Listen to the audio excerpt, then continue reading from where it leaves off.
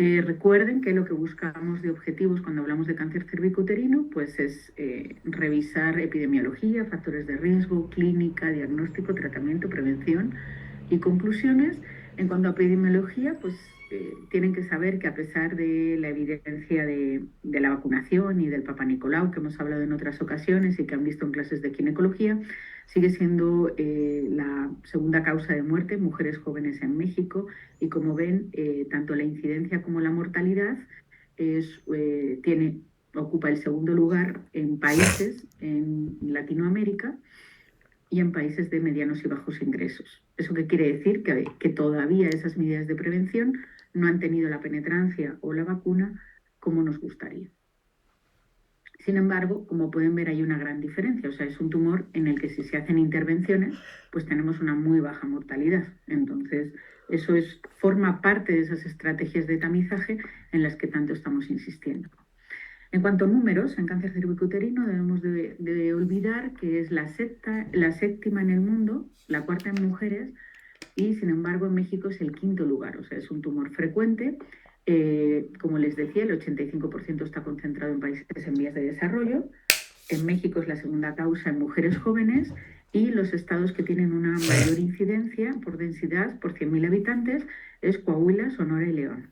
La edad promedio diagnóstico es de 50 años y en el 2020 prácticamente la mitad de las pacientes que fueron diagnosticadas fallecieron por esta causa.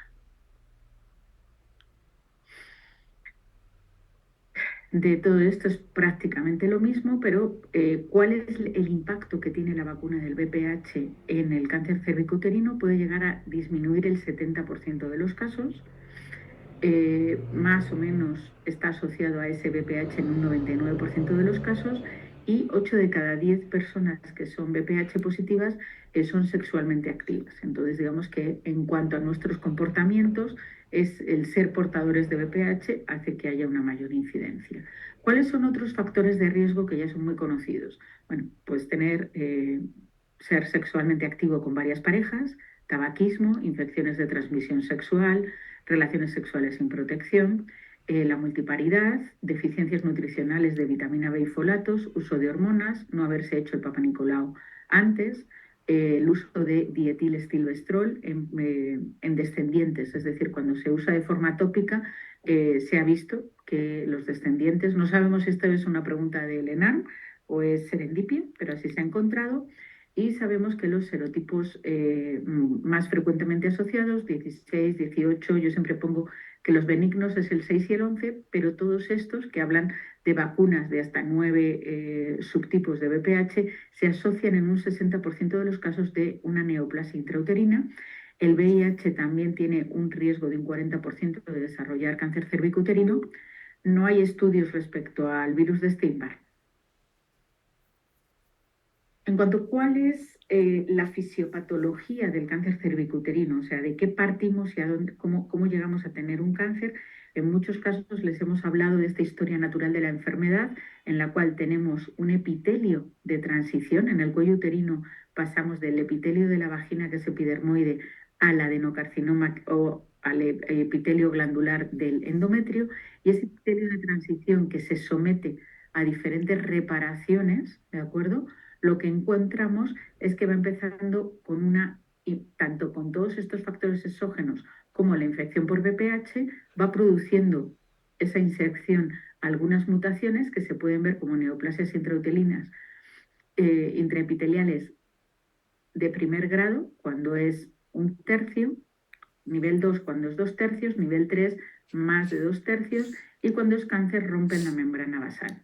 Y todo esto toma de 15 a 20 años. Por eso estamos viendo que en países de Latinoamérica o de África, esta edad de 50 años puede bajar a 35 por el inicio más temprano de la vida sexual y el riesgo de seroconversión.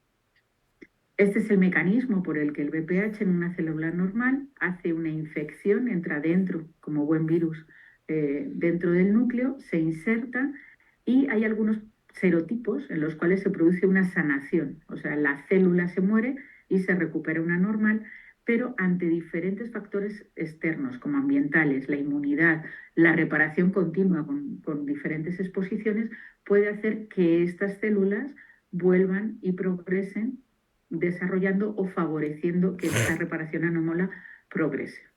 Y tiene que ver también, se han asociado la degradación de proteínas supresoras, es decir, nuestro sistema inmune, estas células, no son capaces de detectar estas oncoproteínas E6 y E7 para suprimir el cáncer.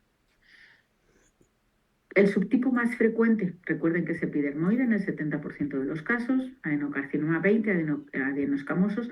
Todos los subtipos que no son epidermoides son de peor pronóstico. Yo entiendo que tiene que ver más que por el subtipo, que también, sino porque a todos los tratamos igual. Y en realidad, pues dentro de la medicina personalizada empezaríamos porque un subtipo diferente se debería de tratar diferente. Y básicamente, pues el que sea afectación 1, 2 y 3 tiene que ver con la proporción de células precancerosas o con atipias versus células sanas y se va incrementando hasta un carcinoma in situ. ¿Cómo progresa esta enfermedad? Si nosotros ubicamos el cuello uterino en esta localización, básicamente la afectación que tiene, aunque sea una región anatómica pequeña, vamos a ver que bulquies de 4 a 6 centímetros puede tener una gran infiltración. La primera, una afectación. La primera es afectación de órganos vecinos, pero a nivel ganglionar va a seguir de forma ordenada de ilíacos externos e internos a ilíacos comunes a retroperitoneo. De ahí vamos a ir a mediastinales y puede llegar a supraclaviculares y de los ilíacos externos a los inguinales. Recuerden que solamente los tumores de cuello uterino que afectan la vagina son aquellos que van a poder ir directamente a los ganglios inguinales, sino en general la diseminación es retrógrada y ascendente.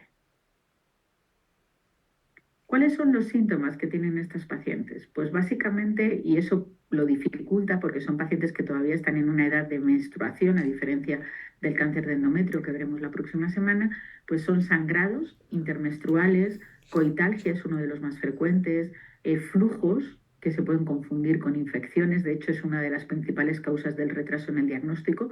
Se suele diagnosticar a estas pacientes e indicarles tratamientos sintomáticos en repetidas ocasiones. Y por desgracia, cuando ya están localmente avanzados, lo que vamos a encontrar es la afectación de los parametrios. Los parametrios son los ligamentos suspensorios del útero en la pared pélvica.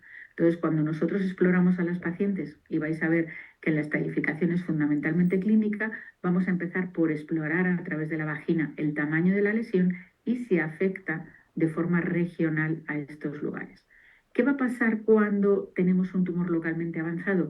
Que en esta encrucijada se van a presionar diferentes vasos, nervios y órganos en los cuales se va a condensar esta triada clínica que consiste en ciatalgia, edemas de miembros pélvicos e hidronefrosis. De hecho, vimos también la semana pasada algunos de estos ejemplos, ¿no? Cómo se traduciría en unos laboratorios esta afectación avanzada. Y por contigüidad, pues afectación de fístulas tanto de vejiga como de recto. ¿Cómo se diagnostica y cómo se ve un cáncer cervicuterino? Pues todos han rotado por ginecología, lo más frecuente es pedir un Papa Nicolau, el cual tiene una alta especificidad, por eso es tan bueno, porque te quedas muy tranquilo de que va a detectar a un paciente sano con gran seguridad. Y cuando tienes sospecha en esta sensibilidad que es más bajo, lo vamos a complementar con una colposcopía y una biopsia. De tal manera que vamos a ver primero estos cambios. Primero es como una nata blanca en el cuello uterino, luego se va viendo afectación y se ve más friable y sangra. Los que están rotando aquí conmigo, pues están viendo en algunos casos en braquiterapia estos tumores que se ven de forma inicial y pues a nosotros nos llegan más avanzados, entonces son más fáciles de explorar. Estas pacientes, les voy a recordar, lo primero que tenemos que hacer es historia clínica, una buena exploración física y ginecológica, y a partir de ahí vamos a ver la citología, una colposcopía y biopsia. Con esto vamos a completar en estas pacientes sus laboratorios. Creatinina, para ver si le podemos dar quimioterapia o para ver si tienen una obstrucción, como les he dicho, de hidronefrosis. Hemoglobina, ¿por qué sería?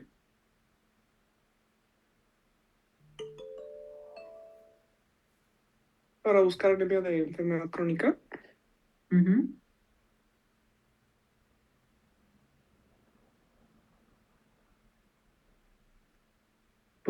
Perdona, ¿por qué has dicho? por la anemia de las enfermedades Sí, crónicas. por eso. Anemia por los sangrados, es correcto.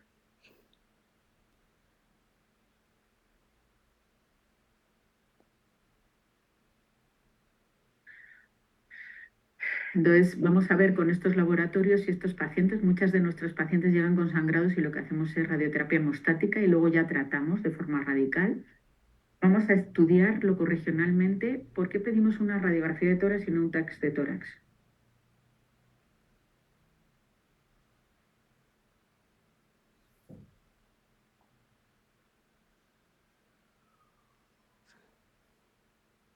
Lo vimos la semana pasada, ¿no? ¿Qué estudios vamos a pedir?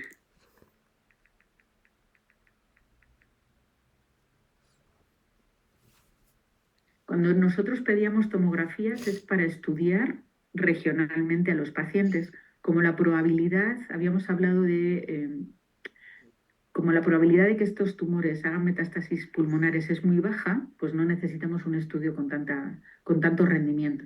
Entonces nos vamos a enfocar más en pelvis. Una tomografía nos va a ayudar a ver los ganglios, abdomen y pelvis, retroperitoneo, y la resonancia hoy día se puede considerar dentro de la FIGO como una herramienta diagnóstica. Antes era solo clínica, ahora la resonancia se puede usar y si tenemos sospecha de afectación tanto de vejiga como de recto, haremos cistoscopía y rectoscopía, ya que si tenemos esa afectación, pues habrá que hacer el manejo conservador de las mismas, ¿no? Una colostomía o una nefrostomía. Si no se cuenta con PET-TAC, antiguamente, digo, hace como 10 años, lo que hacíamos era una laparotomía exploradora para poder estar seguros de si había afectación de los ganglios retroperitoneales. Hoy día, la verdad, yo diría que está obsoleto, pero todavía está en guías clínicas. ¿Cuánto nos aporta o cómo se reporta el Papa Nicolau? Saben que es desde los años, se descubrió en 1928, pero desde los 50 se universalizó y nos da un reporte, eh, como en todas las categorías, parecido al BIRATS, ¿no? 1, 2, 3, 4, 5, de tal manera que a partir del 3 se sugiere completar con colposcopía y con una biopsia. Y esto nos habla digo, es un estudio fácil. Los que estuvieron conmigo el año pasado, muchos demostraron que ya hay técnicas de autodetección y se está intentando implementar esto, o detección de DNA en sangre. ¿Cómo se maneja a nivel de salud pública, ¿no? ¿Por qué ustedes están hoy aprendiendo esto? Pues básicamente porque a nivel primario se encuentran estrategias de tamizaje y se puede hacer el Papa Nicolau y se deben acercar a la población estas estrategias desde atención primaria. Y solamente cuando ese Papa Nicolau tienes una sospecha o es positivo, se deriva a unidades secundarias. Nosotros aquí atendemos a pacientes del Hospital de la Mujer, la Gineco 4, es un hospital de segundo nivel en el cual hay expertos para ver colposcopía.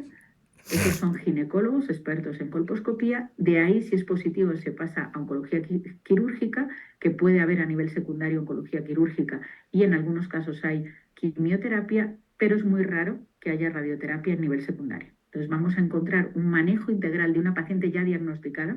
Por eso es importante distinguir que nosotros, como expertos en oncología, ya vemos pacientes que tienen diagnóstico de cáncer, pero pues ustedes se van a encontrar con todo lo anterior. Y aquí vamos a tener un detalle de qué hablamos cuando estadificamos una paciente en FIGO con cáncer. Básicamente tenemos la FIGO y al lado como algo paralelo el TNM. En realidad el TNM prácticamente no se utiliza. La otra diferencia fundamental es que se hace prácticamente hasta la etapa 4. Bueno, ya hoy es la 3, ahora se las voy a enseñar, pero a partir de la 1, la 2, solamente hablan de enfermedad clínicamente detectable. Entonces la 1 es una enfermedad que prácticamente en el 1A se va a diagnosticar por una biopsia, es algo microscópico, invasivo, una afectación de menos de 5 milímetros. En la 1B vamos a tener pacientes que ya van de 5 milímetros a 2 centímetros, de 2 a 4, y a partir del 1B3, esta es la etapa que nosotros llamamos bulky. A partir de aquí, estas pacientes ya no deben operarse, pero es una etapa local. En la etapa 2 se va más allá del útero y lo que vamos a encontrar es que invade una parte de la vagina, el tercio superior de la vagina, o va a tener, no invade la pared pélvica, ¿de acuerdo? Entonces, vamos a ver la etapa 3. En esta etapa 3, hoy día, que esta es la última versión de 2018, tenemos la 3A, que todavía es locorregional. Estamos invadiendo la vagina, pero no la pared pélvica. La 3B es cuando infiltra los parametrios y la 3C habla solo de los ganglios. Ganglios pélvicos C1, ganglios paraórticos C2. Y en la 4 distingue la 4A cuando afecta por contigüidad y la 4B metástasis a distancia. Como ven, la imagen y la histología, o sea, la resonancia se puede usar y hay que distinguir. Si esta estadificación de FIGO se ha hecho clínica, no ponemos nada.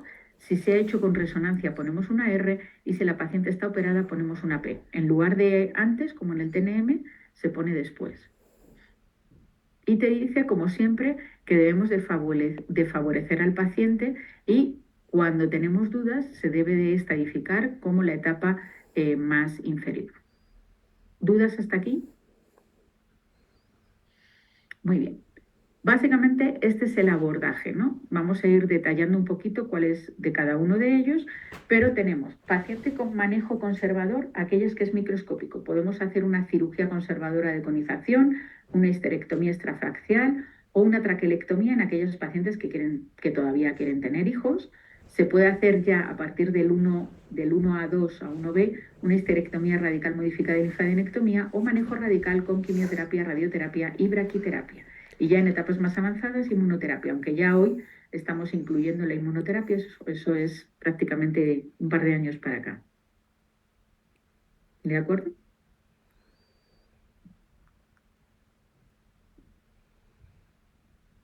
¿Cuáles son los factores pronósticos? Os podéis imaginar que a mayor etapa, pues peor pronóstico. Entonces sabemos que el bulking, aquí a diferencia, si os fijáis en la estadificación clínica, el bulky lo consideramos 4 centímetros y como un factor de mal pronóstico 6. ¿Por qué? Porque así publicaron los artículos. Entonces, digamos que como nos basamos en medicina basada en la evidencia, pues si el corte que hicieron para factor pronóstico es diferente a la estadificación, nos obliga a dejarlo diferente. La afectación de los parametrios, porque ya es un 3C, la afectación ganglionar, fijaron cómo baja la sobrevida de estos pacientes, el subtipo de adenocarcinoma y del paciente tenemos la hemoglobina por debajo de 10. Este es un tumor de alta replicación. Son pacientes que por cada día que pierden de tratamiento pierden un 1% de control local, de tal manera que estas pacientes son las únicas que se van a transfundir cuando están por debajo de 10. En general, ¿cuál es el límite para transfundir a un paciente? 8. Es correcto. Entonces, aquí estamos pidiendo que estos pacientes, o sea, no se extrañen si estos pacientes se envían para transfundir y que se mantenga por debajo de 10, porque todos los estudios dicen que por debajo de 10 responden peor. La hipertensión y la edad es un factor independiente, que en otros casos suele encontrarse alguna asociación. ¿Cuáles son los tipos de manejo quirúrgico que encontramos? Como ven, la conización está indicada cuando hay una afectación de menos del 50% del canal y la traquelectomía es una cirugía que nos permite cuando hay mayor afectación de toda la circunferencia. Sin embargo, pues es solamente para pacientes que sí tienen la intención de tener hijos, ya que con esto se mantiene un riesgo todavía de tener recurrencias in situ de un 2% y de un invasor de un 1%. En cuanto a la histerectomía, también lo revisaremos en la siguiente clase, pero no se olviden que en estos casos en los que hacemos una histerectomía parcial por miomas, fijaros cómo no estamos incluyendo el cuello uterino.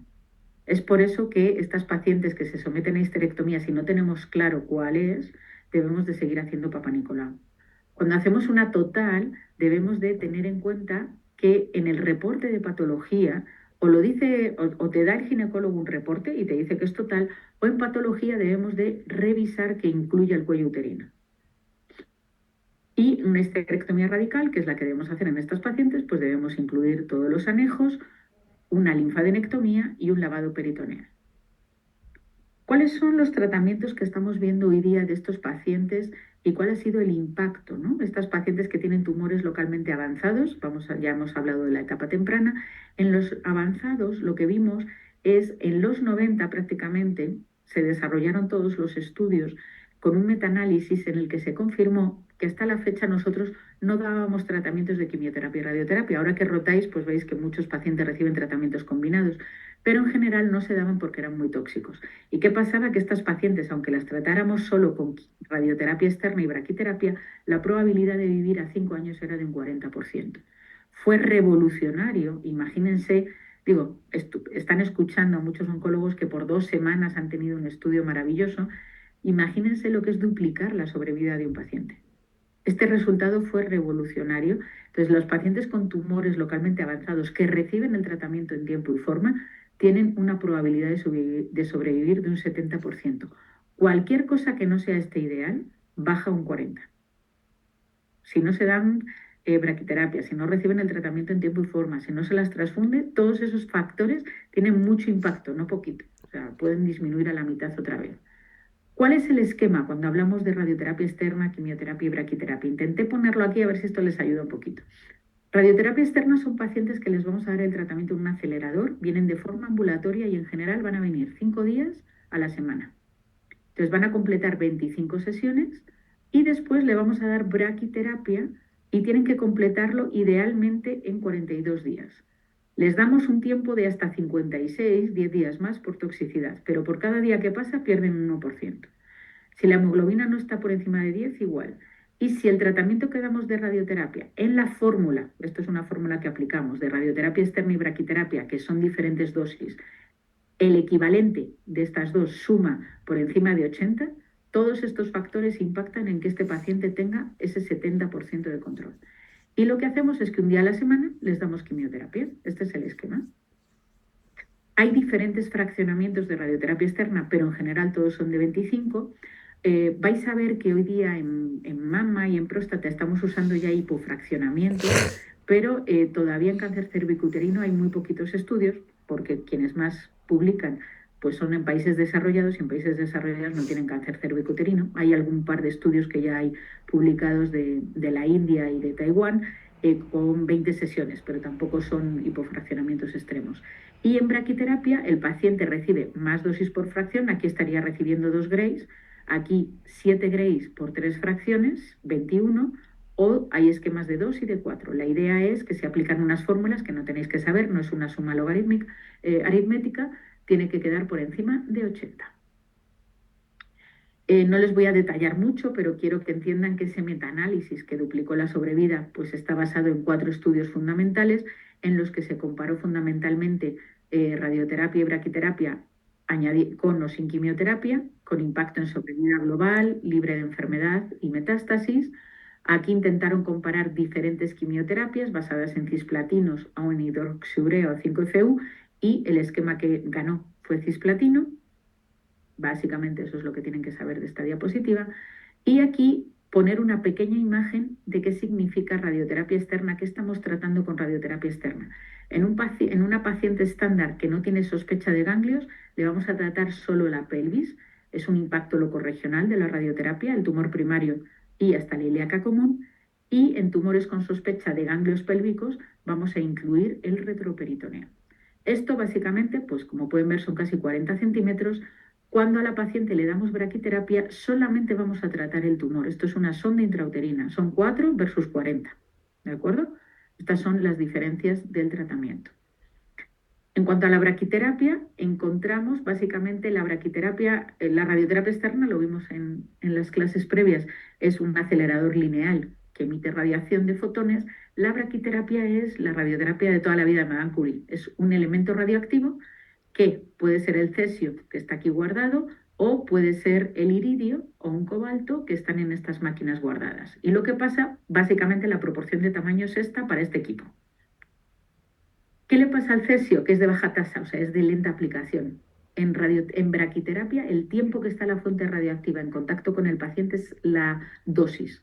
Entonces, el cesio dura 70 años, se llama de baja dosis, low dose rate. El iridio tiene una vida media de 70 días y prácticamente ¿cuánto dura la sesión? Ha estado, creo que Caroline Moises. ¿Cuánto dura un tratamiento de braquiterapia? ¿Cuánto tiempo está la paciente conectada? La verdad es bastante rápido. O sea, no recuerdo exactamente, pero es en cuestiones de minutos, la verdad no. Sí, por eso digo, pero no se quedan, ahora les voy a enseñar, pero estos pacientes cuando les ponemos baja tasa se quedan días. Con una radioterapia de alta tasa, el tratamiento es ambulatorio y la dosis en 10 minutos. Muy bien, Carol, es lo que está el paciente. ¿Y cómo llega esa semilla dentro del paciente? Pues si está operado, usamos cilindros de acuerdo al diámetro y la longitud de la vagina de la paciente posquirúrgica y en cáncer cervicuterino en general usamos estos aplicadores tipo Fletcher, que lo que usa es una sonda intrauterina y estos aplicadores, quedándose la dosis pues, muy cercana al cuello uterino. Entonces, este es el ejemplo de pacientes que se trataban en el INCAN, esto es cortesía de la doctora Tenorio, se quedaban en esta cama pues 3 días, 4 días, con el aplicador y las semillas dentro de cesio y habían recibido su radioterapia externa conformal. Hoy día, pues el paciente llega, le aplicamos, hacemos los cálculos, se trata, se conecta el cablecito para que salga de forma remota y ya tampoco el personal está expuesto a radiación, que antes para poner el cesio tenías que ir tú y colocarlo. Aquí podéis ver cómo quedan estos aplicadores y cómo es la radioterapia. Esto es un ejemplo de real de nuestros pacientes. No sé si veis la diferencia de este hoyito que hay aquí con el anterior. Y básicamente esto lo que hace es disminuir la toxicidad del intestino cuando usamos técnicas de intensidad modulada. ¿Por qué? Porque al modular el haz, que no sale parejo, podemos proteger vejiga, recto e intestino. Os decía antes, ¿es tan importante usar la braquiterapia? ¿Por qué insistimos tanto en radioterapia externa y braquiterapia? Porque si nosotros no colocamos el aplicador de braquiterapia e intentamos usar otras técnicas, las nuevas, digo, yo tengo el equipo y todas las cosas listas, ¿qué me encuentro? Que fíjense cómo vuelve a bajar ese 40% que les he dicho. Nosotros cuando llegó toda la intensidad modulada dijimos, ah, no, ya con esto vamos a estar fenomenal porque no va a haber ningún problema, ya esto es más cómodo, no tenemos que al paciente anestesiarlo y tal. Bueno, los resultados solamente indican que hagamos radiocirugía cuando el tumor sea muy grande y la braquiterapia no se vaya a hacer bien, pero si no, no sirve. Y estos son los dos últimos estudios más modernos.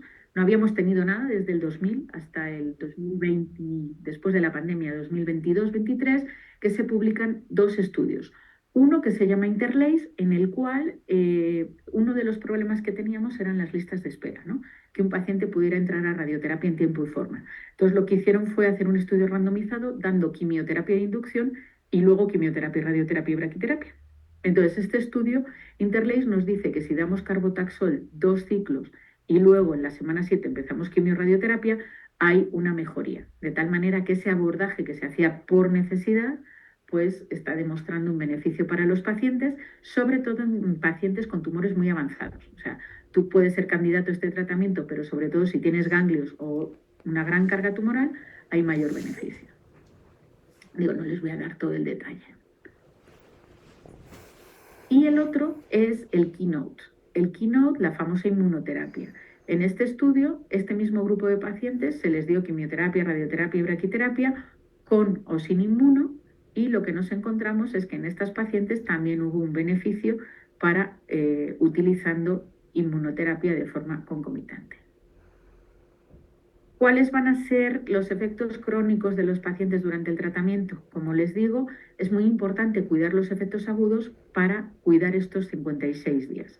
¿Qué les pasa a estas pacientes? Pues que llegan con cansancio, diarrea, rectitis, cistitis, pancitopenia por la quimioterapia, anemia. Entonces es muy importante cuidar a estas pacientes. Nosotros las revisamos al menos cada semana para poder tener ese apego al tratamiento y cuidar mucho su nutrición y si tienen hidronefrosis, pues la nefrotoxicidad, ¿no? Porque también algunas de estas pacientes, en lugar de recibir cisplatino, les tenemos que dar carboplatino.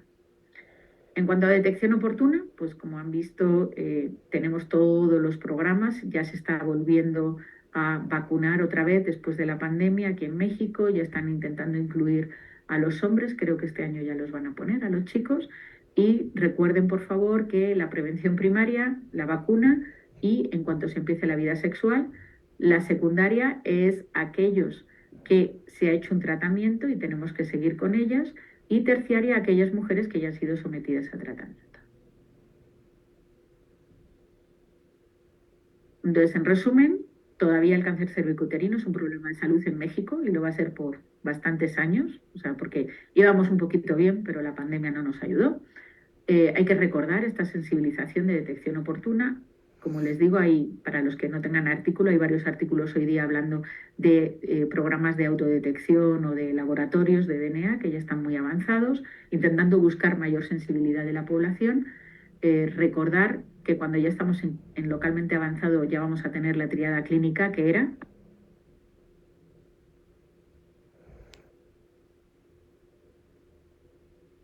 Si se corta la sesión, vuelvo a conectarme, ¿eh? Para ver un caso clínico. La triada era ciatalgia, edema de miembros pélvicos e hidronefrosis, ¿no? Es correcto. Y completar el estudio con resonancia para completar la estadificación de la FIGO y el PET, hacer una historia de...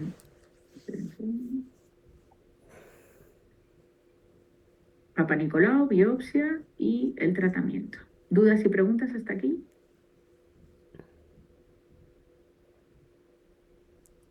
¿No? Muy bien. Vamos a poner un pequeño caso clínico para reforzar lo de la estadificación, que creo que al final luego es una de las cosas que más cuestan. ¿Ya lo pueden ver? No sé qué he hecho. Ah, no. No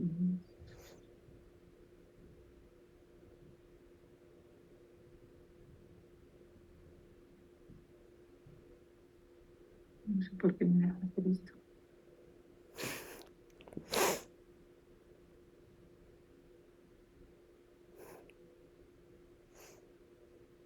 Ahora. Entonces vamos a ver aquí un pequeño caso para que reforcemos un poquito lo que hemos visto hoy.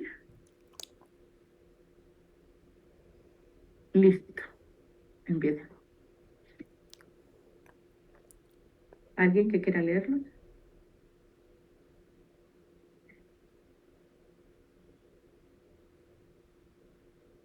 Si no, les ayudo. Un paciente sin antecedentes de interés, así llegó la historia, ¿eh? Estos son pacientes que recibimos con esta historia.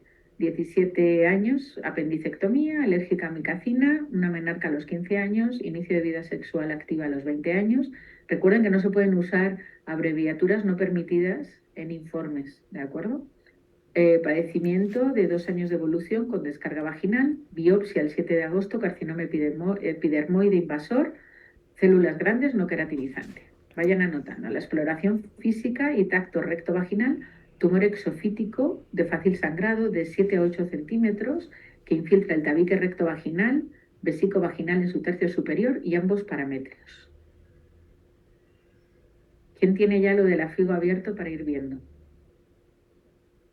Acuérdense, 7 a 8 centímetros, recto vaginal, vesico vaginal superior y paramétrios. Y epidermoide. La colposcopía, pues como pueden ver, una neoformación de 5x4 que cubre todo el cérvix, superficie rugosa, lobulada, hemorragia, vasos atípicos, alteraciones inflamatorias. Se hace la biopsia y se confirma epidermoide invasor de cérvix y tiene infiltrado inflamatorio crónico. Le hacen una resonancia y encontramos una lesión de 10 por 11 por 7 por 4 centímetros en el fondo uterino. El útero mide 15 por 11 por 8 y el ovario. Las estructuras no nos dice que haya nada en el hueso y, salvo su mejor opinión, no hablan nada tampoco de los ganglios. Aquí, como ven, no habla tampoco ni de los paramétrios, ¿no? Solamente está hablando, pero ni que infiltre vejiga y recto, que era la otra opción, ¿no? ¿Y qué decía la FIGO? Que nos quedamos con la estadificación clínica o con la menor.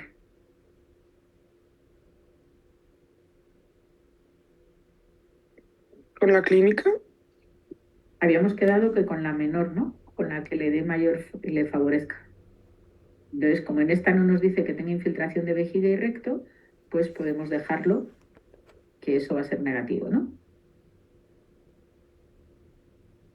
El PET nos dice que tiene lesiones hipometabólicas con poca afinidad a la glucosa, se recomienda complementar con un gamagrama óseo.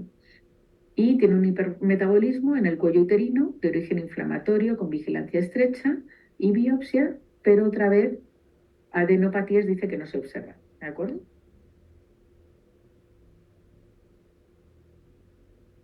En sus laboratorios, pues vemos que la creatinina está normal.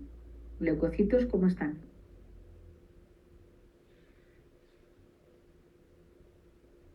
Bajos. Están un poquito bajos. ¿Alguien sabe qué nivel es de leucopenia?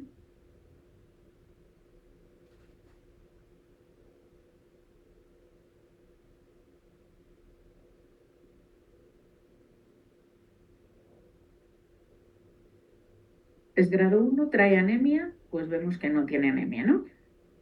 Que eran las otras cosas que miraríamos. Entonces, díganme qué FIGO le corresponde.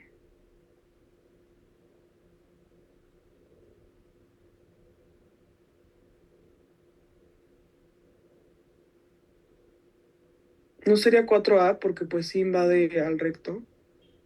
Pero que habíamos quedado. ¿Que se consideraba lo clínico o la resonancia? Ah, sí, la clínica. Exacto. ¿Ganglios tienen? ¿Sí o no? Vamos a empezar por abajo, ¿no? Como teníamos la sospecha, clínicamente nos hubiésemos quedado en un 4A y hubiésemos tenido que hacer una cistoscopía o rectoscopía para ver qué es. Como tiene el PET, ¿los ganglios son positivos o negativos? No reportaron ganglios, No ¿no? reportaron ganglios, entonces, pues no es 3C. Aquí dice, el tumor se extiende y causa hidronefrosis.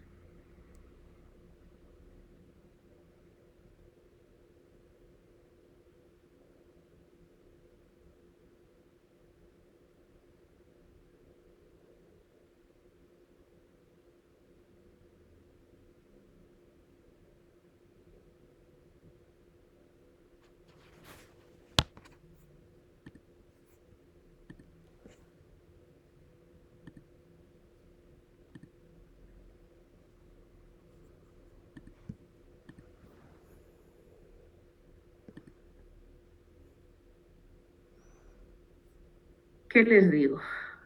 Todos los días se me olvida llamar a los de TI del TEC, que ahora me han quitado esto y tengo solo 40 minutos de clase.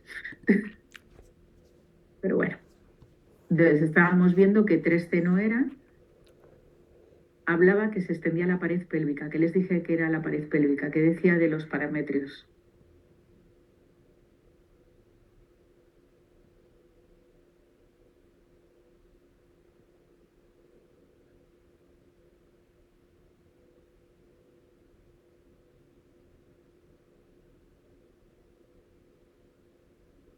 En el PET dice que no tiene extensión parametrial. No habla mucho, no es muy buena descriptiva, clínicamente sí lo decía. Entonces ahí nos pudiéramos quedar que a lo mejor es un 3B, ¿no? Y estaríamos dudando porque tercio inferior de la vagina lo dice, que decía la clínica.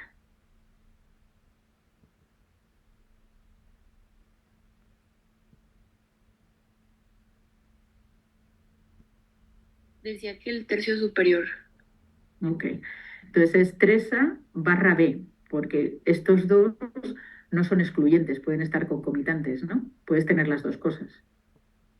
Entonces tienes que poner 3A/B y si no hubiese tenido lo anterior, pues pasaríamos a un 2, ¿de acuerdo? Entonces esto es como la forma de que ustedes vayan buscando esta estadificación e ir anotando estos datos. Si no estuvieran en la historia clínica, pues por mucho que quisieran, no pueden estadificar a un paciente, no se lo pueden inventar. O tendrán que poner X porque no saben lo que es, ¿no? O pedirle estudios para completar la estadificación. Eso es como el manejo que debemos de tener con nuestros pacientes de primera vez. Y de acuerdo a ser 3A/3B, pues el tratamiento, recordar que esto, como lo hemos hecho con resonancia, iría con una R,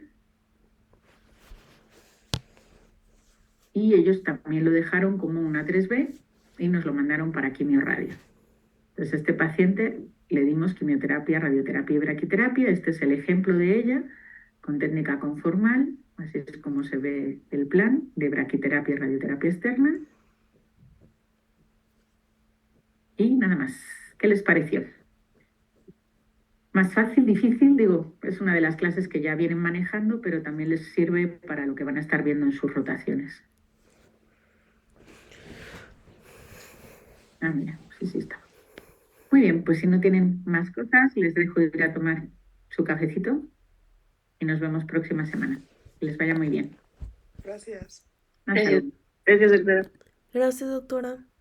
Adiós.